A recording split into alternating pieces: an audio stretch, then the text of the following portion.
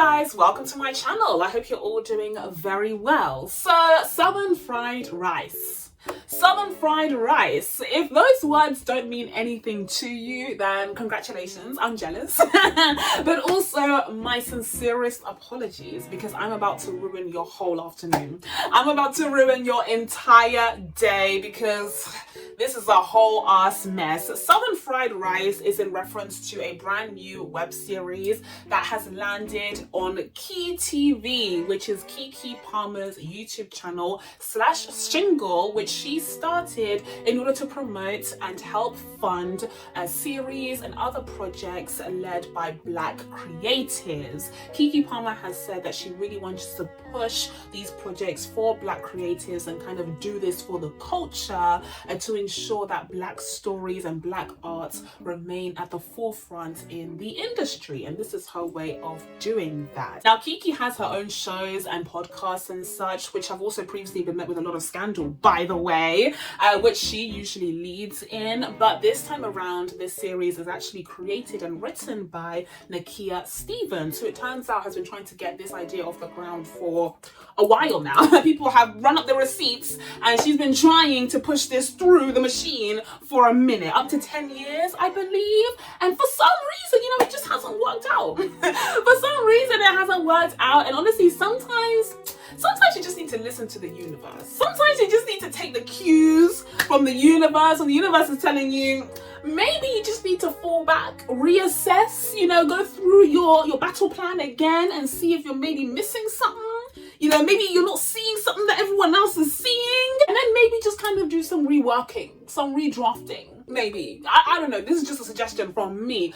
Far be it from me to stop a Black creative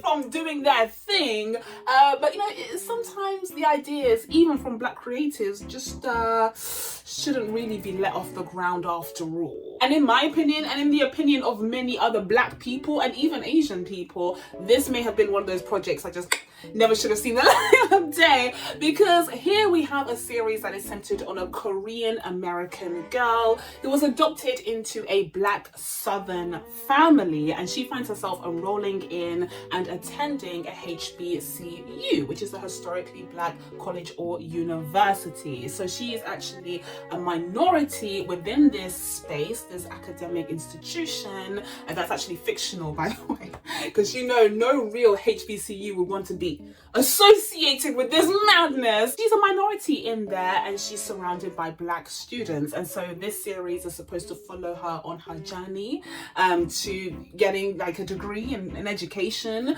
within this very tough, very contentious environment as one of the few Asians in this very Black space. So that's the premise of the series. And honestly, like I said, maybe Nakia should have just kept this one in the drafts. What the hell? What the hell was anyone thinking? What was she thinking? What was Keke thinking? And I said this many times throughout the year. I mean, I haven't made a video on it yet, but Keke has made some very questionable decisions throughout this year that has left me kind of scratching my head like, okay. Oh, all right. And a lot of them have surrounded the guests that she has wanted to invite to her podcast, including Jonathan Majors, post-scandal, and Offset in the age of Cardi B's album rollout. All of this is just very questionable, Keke. And now here you have this latest installment of the Keke scandal files, and it's just not looking great, babes. It's just not looking fab or fun or even intelligent. Now, I know that we're in this day and age where scandal is good. All press is good press, right? Because we're talking about this. I have a whole ass video talking about this show that I have no intention of even seeing with my own two eyeballs. So well done. She managed to get everyone talking, managed to get everyone riled up, and there is a lot of currency in getting especially Black people annoyed about something. We've seen this so many times throughout this year, throughout many years before it. So on that front, fine. But just looking at the bigger broader picture here of actually genuinely promoting Black stories, Black filmmakers, writers, art creatives, and just Black representation in this extremely toxic space that we find ourselves in 2025 or onwards. This is hugely disappointing. And this is really sus and like eyebrow raising, and I'm fully in agreement with a lot of people who have pushed back on this, because really and truly, why are we doing this? It makes no sense on any front. Like as far as I've been looking I've been looking under the desk, I've been looking, you know, above my wardrobe, I've been trying to find the reason for why Keke would do this, and I'm just not seeing it. Now, first up, let's address my issues with the premise. I have no problem with the idea of exploring an Asian girl's experience within a majority Black space. I like the idea of exploring the intersections within minority groups or ethnic groups in majority white societies. I like the idea of creating a sense of like a bond and a connection amongst us minority groups, because I think that's important. I think oftentimes in our societies, we're kind of treated like we're in competition with one another, just kind of begging for scraps, desperately trying to claw up to success in these majority white institutions, and therefore we had to fight it out knuckle for knuckle against each other to get that success, because there's only a little bit available to us, right? And so we have to battle it out amongst ourselves, and in the meantime the others there's plenty for them. But anyways, we move. And so that's the kind of toxic atmosphere that has been curated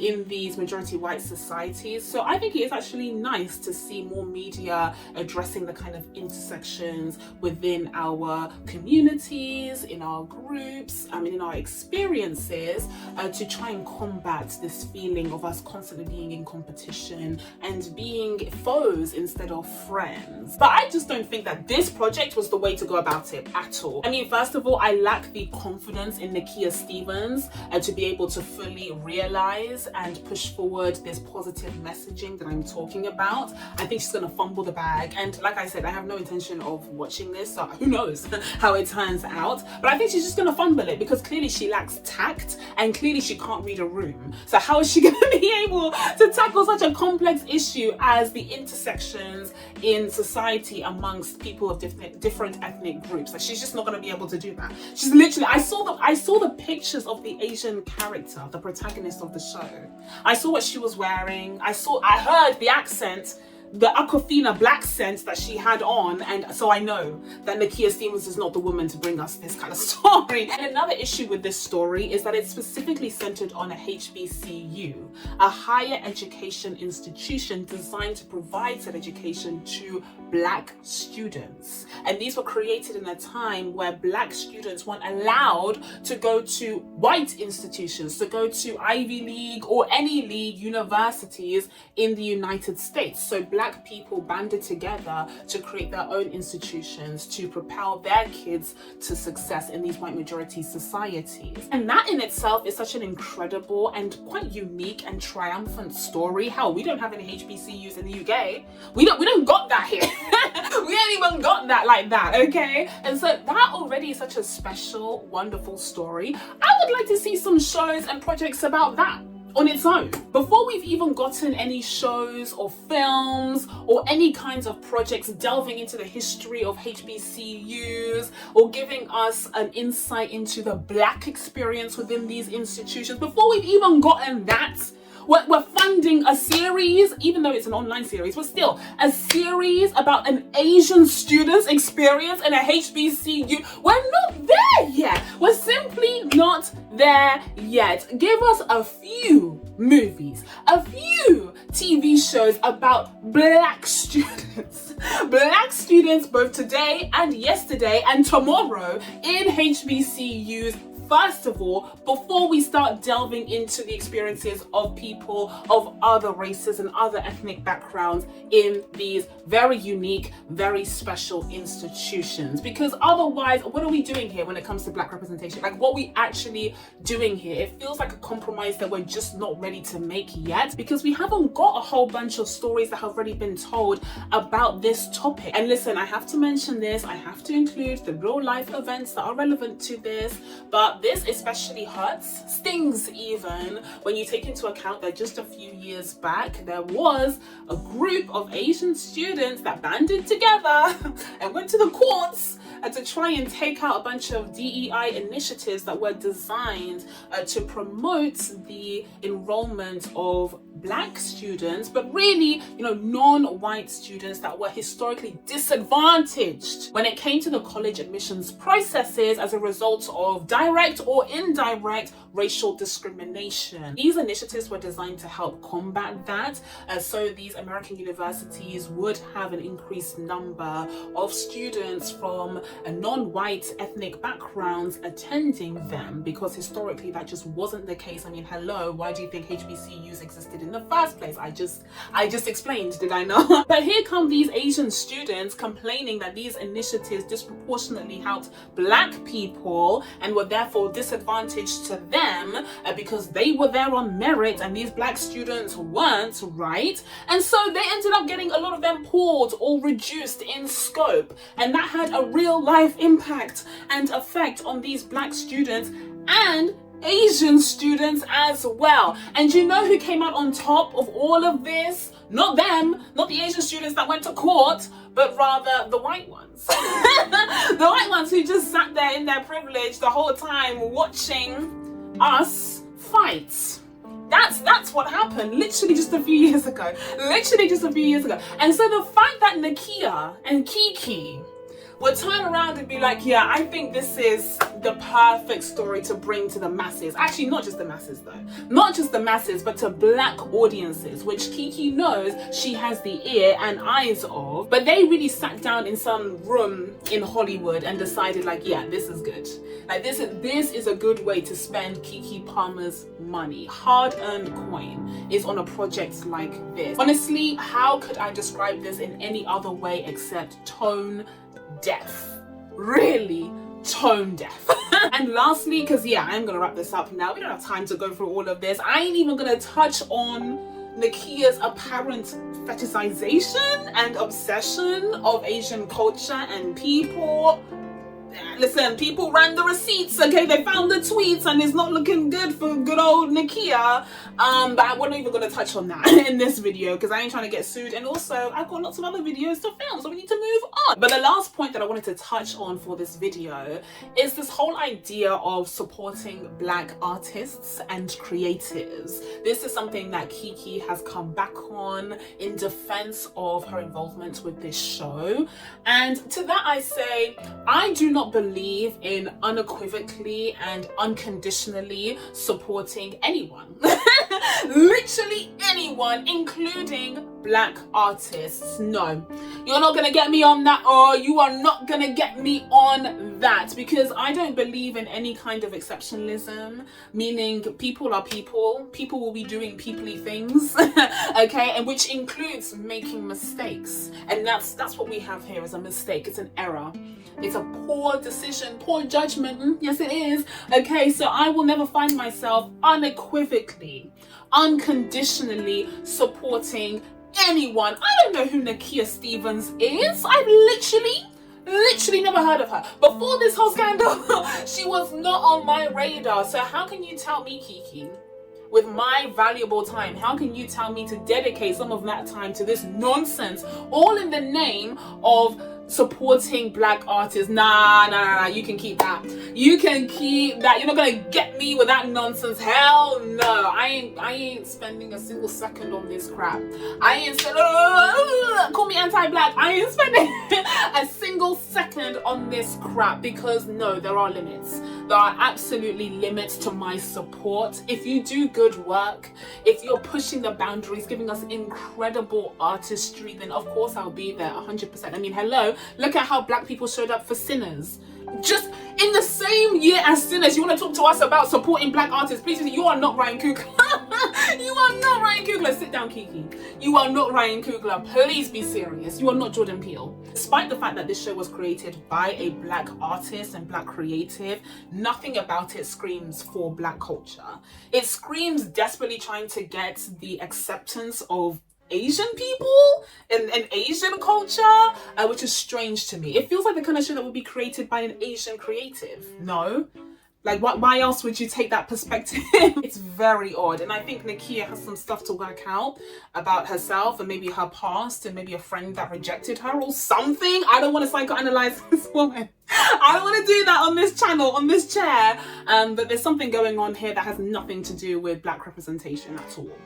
And everything to do with hubris and taking the absolute piss. Which leads me to my final point, which is that in this increasingly toxic right-wing socio-political landscape that we unfortunately find ourselves in, I think it is more important than ever before that black creatives, black producers, black famous people, celebrities, use whatever platform that they have, however big or small, wisely, intelligently, astutely, in order to promote black stories, black representation, filmmakers, writers, artists, etc. and so forth. We need to be smart about this, guys. It has never mattered more than it does now. We need to be smart about this. And I really do think it is crucial that people who do have a little something in the bank account, okay, who do have a little weight in the industry, pull that weight and use it for worthwhile projects, of which there are many. But if they can actually patronize and promote said projects that are worthwhile, that are beneficial stories for us to see, then that would be incredible. And it's all the more important because the major studios, the white majority institutions, are no longer as invested in pushing black stories, in pushing and promoting black creatives. Because the socio-political pendulum has swung so sharply to the right under Trump's leadership, all of these major studios who swore up and down in 2020 that they cared about black people. We're here for the Negroes. We care about you guys. All of these frauds who are doing their performative activism on the summer of 2020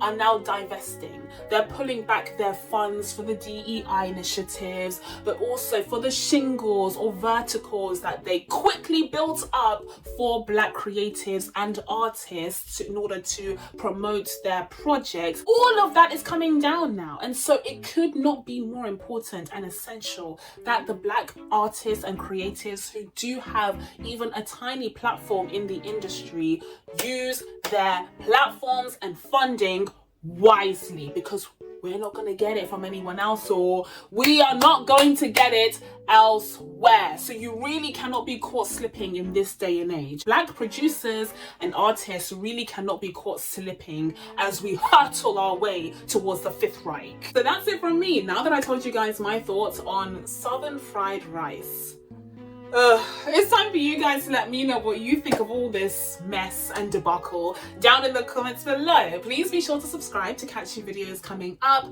Thank you guys so much for watching. I really appreciate it, and I will see you in the next one. Bye.